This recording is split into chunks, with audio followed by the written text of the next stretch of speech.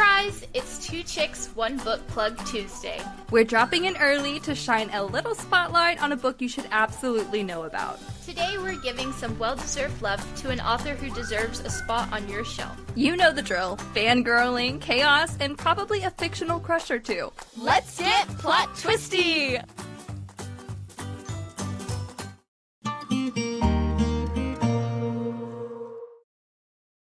Hey everyone, and welcome back to Two Chicks and a Plot Twist. This episode is extra exciting because we are covering our book plug of the week, and today we're talking about Give Me Mercy by C.B. O'Malley. We'll give you a taste of what this book is about and why it's worth picking up. Be sure to stick around because at the end of this episode, we actually get to hear directly from the author herself. All right, guys, let's get into it. Give Me Mercy by C.B. O'Malley. Ah! I'm like, Cue the girly scream. Oh my gosh, you guys. So this book was published November 14th of 2024. So it's still a relatively recently published book. And let me just tell you about the cover because Insert cover here. You guys, if they're like, the first time I saw this book, I got chills on my arms. It looks so good. I was like, right. Oh my god, it's spooky. And there's a small little quote hidden at the top of the book. It just says, I am here. It's just spooky. The character on the front, on the cover, spooky, everything about it. If you're a spooky reader, this is a spooky book.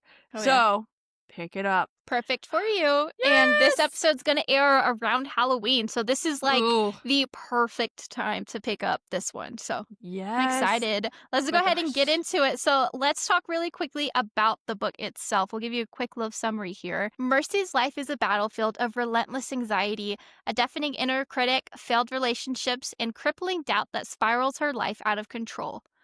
But when a series of extraordinary events turns her world upside down, a thwarted abduction, a mysterious stranger, and a profound spiritual awakening, she's forced to confront not only her own demons, but the very fabric of reality. Give Me Mercy is a story for anyone who has ever felt lost, disconnected, or like they don't belong. Mercy's journey is a reminder that even in the darkest of times, hope flickers within us. Explore the delicate balance of the universe, the echoes of ancient wisdom, and the power of human connection in this captivating tale of self-discovery and resilience. Will she find the strength to rise from the ashes? Oh, that sounds so good. My God! Whoa. We're just going to sit here and scream about this book. I know, yeah, we're going to scream the whole episode. Get ready. Turn your volume down just a little bit. So, about the author, guys, C.B. O'Malley is a lifelong New Englander. She shares her home with a variety of furry and four-legged friends, 2 horses, 2 dogs, and 2 cats. Her childhood was filled with love for animals, artistic expression, and a deep fascination with the strange and unexplained. Her dream of a life intertwined with animals and creativity eventually became a reality. However, this path was not without its challenges. A persistent battle with anxiety and depression cast a long shadow over her journey, leaving her questioning her own worth. Through perseverance and the therapeutic outlet of writing, O'Malley found a way to transform her struggles into something meaningful. Give Me Mercy, her debut novel, marks the beginning of her writing career and serves as a beacon of hope for others facing similar battles. And just a couple tropes for the book Give Me Mercy. We have reincarnated love, found family, sci-fi meets fantasy. We have self-acceptance, mental health rep, unique world building, and mythology and divinity. Wow. And also, guys, we have a few sample pages to read. So if it's not already interesting enough, these sample pages will surely get you hooked. Prologue. Do you remember the first time you realized that life ends? I do. I was around the age of 5 when the realization struck, robbing me of any blissful and naive view of life I had. Despite its having been at least 25 years since the core memory was formed, every detail remains clear in my mind. I would even argue that it heavily influenced the person I've become. It started innocently with my 5-year-old self scrubbing my scalp with more shampoo than I needed. I remember tapping my toes in the water, suds pulling around my pruning toes, and belting out the lyrics to my favorite song at the time, Hakuna Matata. I held the last note proudly, only to have it abruptly cut off by a hiss that escaped from my mouth as some of the extra shampoo found its way into my eyes, turning to bloodshot any whites surrounding the pools of vibrant blue. With eyes squeezed shut, I reached from behind the shower curtain, grasping for a towel to bury my face in to alleviate the burning sensation that was building. Proud of myself at the time for not calling Mom for help, I carried on with the task at hand, circling back to the beginning of another rendition of Hakuna Matata. In this moment of little me feeling strong and independent, my imagination took control, and I wondered about the ultimate goal of growing up. Having recently graduated from baths to showers, I knew adulthood was only right around the corner for me, right? I began to go through a mental checklist of other things I had recently accomplished, further supporting my self-appointed change in status from child to adult. I had already started losing some of my baby teeth. I was about to start kindergarten in the fall. I'd finally mastered the craft of drawing lions and, in my opinion, creating some of the finest light bright displays. I was making progress with my art every day, which gave me the confidence to feel that I could be a rising star in the art world. Pride beamed from my little body as I continued to daydream about my near future while enjoying the warmth of the running shower. It got me thinking about all the cool things adults can do. There were no limits that I could think of once a certain level of adulthood was reached. Bedtime? Not necessary. School? Completed. Ice cream for dinner? Who's going to tell me no? This stream of innocent and illogical thoughts any 5-year-old might have continued until my mind took a sudden and unintended hard right turn that rattled me to my tiny core. Originally, the pre-adult me thought I had an eternity to live out this incredible future I had planned. Almost adulthood me, on the other hand, was burdened by a disturbing thought that shook me back to reality. Eternity existed only in movies, TV, and literature. I'm old enough now that I should know this to be the unfortunate truth. See, my mother had me at a young age. At the age of 5, I was not only lucky enough to have family who lived close by, but also young enough to have been babysat by my great-grandmother. At this point in my life, I had yet to experience even the death of a pet. So can you imagine my 5-year-old mind thinking of all the things I would be able to do as I grew older, only to have the awful realization strike that no matter what, time does run out. As the water flowing from the shower heads started to turn cold, I could feel hot tears roll down my cheeks. The thoughts in my head started to suffocate me, sending me into a panic that I tried to soothe myself out with answers I wanted to be true, but I knew better. All right, and those were the sample pages, guys, and there are some excellent 5-star reviews that we found on Goodreads for this book, and they do not disappoint. So this first review, it goes, Give Me Mercy by C.B. O'Malley is a compelling and emotional journey. The protagonist, Mercy, is a 30-year-old woman grappling with the aftermath of a failed marriage, which ended partly because she couldn't fulfill her ex-husband's desire for a family. Haunted by feelings of inadequacy, Mercy struggles to silence the relentless voice in her head that insists she is not enough. Thankfully, Mercy has 2 close friends, Tess and Henry, who provide her with support. Tess, determined to see Mercy happy, takes on the role of matchmaker. But when Henry announces he and Tess are going on a date, Mercy feels like an outsider in her own circle.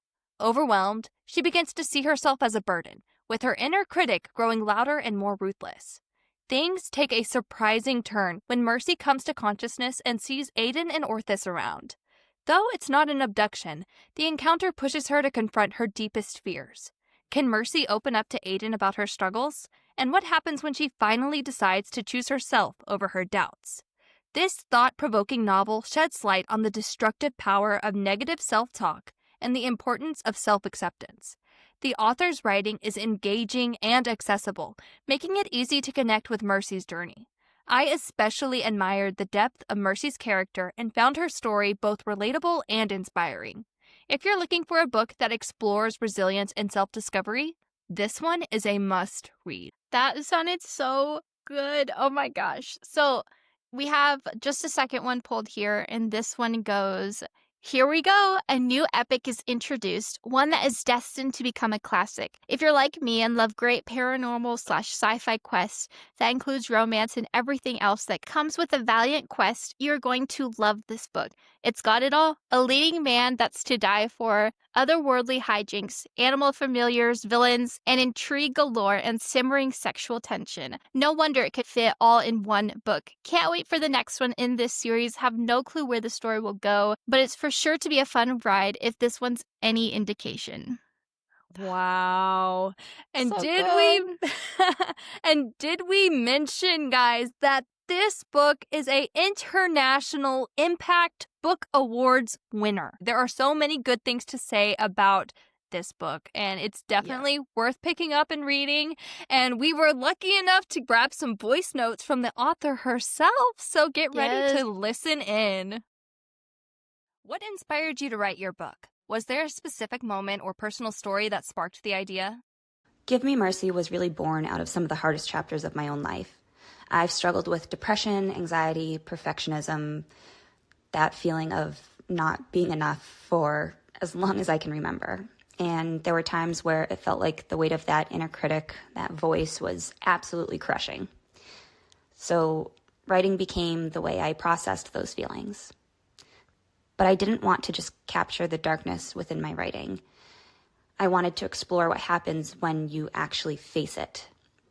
I wanted to basically take my own shadow work and turn it into fiction in a way that was both healing for me, but also perhaps just a way of me to reach out a hand to others to say, I see you too, and that, to keep going. Because yes, there's darkness, but the darkness that we face, it doesn't necessarily have to be a bad thing. There wasn't one single lightning bolt moment that gave me the story, so more like a collection of just life experiences. The nights when depression made me feel completely hollow, the mornings when I still chose to get up. I really leaned into mythology and shadow work, and it just gave me a language for what I was going through. Even the small, fleeting moments of connection that reminded me I wasn't completely alone. So Give Me Mercy became this fusion of the very human struggle with mental health and the spiritual, mythological frameworks that helped me make sense of it, with a little bit of trying to explain it through scientific matters too, in a way, by looking to the stars. In a way, writing the book was an act of survival for me, but also a way of offering that survival and that hope to anyone else who's ever felt trapped in their own shadows. They're not meant to be trapped in. Those shadows are meant for us to face, understand, and grow from. How would you describe the heart of your book to someone who's never read it? At the heart of Give Me Mercy is the idea that healing starts when we stop running from our shadows. We all carry pain, trauma, and that inner critic, that inner voice. And Mercy's story shows how facing those dark parts of ourselves is uncomfortable, but also necessary for growth. It's about balance. You can't fully know happiness without first knowing sadness. And the light means nothing without the dark. On top of that, the book weaves in this idea that even myths and the things we're told aren't real can carry truth. And when we're not afraid to question, to stay curious, and to look deeper, both within ourselves and the world, the universe, that's when real discovery, self-discovery, and healing really begins.